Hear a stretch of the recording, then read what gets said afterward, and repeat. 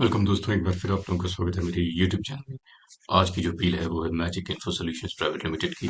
मेरा एपलेट का ऑर्डर है हरियाणा का, जो कि चंडीगढ़ में है।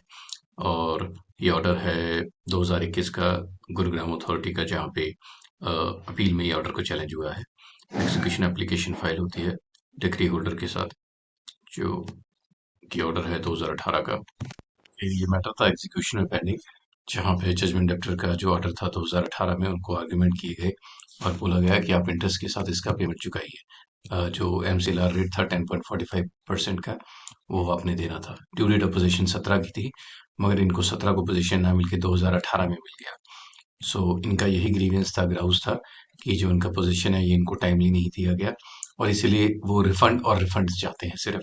उनका कोई भी इंटरेस्ट नहीं है इस प्रोजेक्ट में कंटिन्यू करने का, और इसके लिए उनकी जो ग्राउंड की रिलीफ थी उसको एक्सेप्ट किया जाए।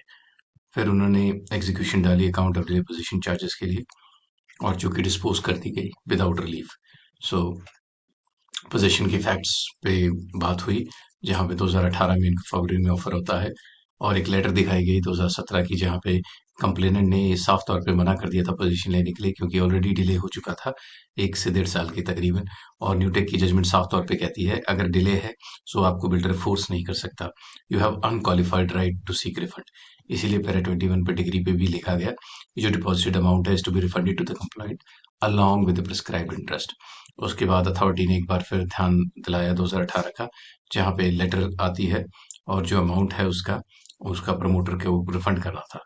उन्होंने, जो कंप्लेनेंट ने अपना इसमें डिफेंस लिया है वो ये लिया है कि जो डेडलाइन थी उस पे उनको प्रोजेक्ट पे चाहिए था।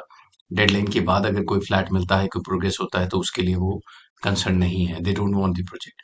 सो यही उनकी लेटर को भी कोट किया गया, जहां पे उन्होंने साफ तौर पे मना कर दिया था कि अब वो प्रोजेक्ट में नो लॉन्गर इंटरेस्टेड है। उनका जो पोजीशन है उसको विड्रॉ किया जाए, उनका सारा पैसा ब्याज समेत उनको वापस किया जाए।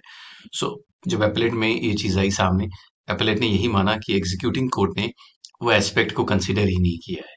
उन्होंने इस चीज को देखा ही नहीं है, लेटर की जो इंपॉर्टेंस है उसको देखा नहीं, जो ऑब्जेक्शंस थे उस पे उनका कोई फाइंडिंग नहीं थी। सो एपेलेट अथॉरिटी ने इस चीज को सही माना, मैटर को रिमांड बैक किया कि एग्जीक्यूटिंग कोर्ट है, इस बार लेटर को देखेगी और फिर अपना जो फैसला है उस पर सुनाएगी। सो कई बार हमें लगता है कि हमारा केस प्रोग्रेस नहीं कर रहा ठीक तरीके से, वहां पे एपेलेट अथॉरिटी से ऐसी रिलीफ आना बहुत ही अच्छी बात होती है। सो आप अपनी रेमेडीज को जरूर अवेल कर सकते हैं बिफोर एन एपेलेट फोरम, जो रेरा के केस में, हरियाणा रेरा के केस में एपेलेट अथॉरिटी है, रियल एस्टेट ट्रिब्यूनल की, चंडीगढ़ में। सो होप आपको वीडियो समझ आई हो। Thanks for watching. मैं ऐसी वीडियोस बनाता रहूंगा आप लोगों के लिए। Thanks for watching. Thank you.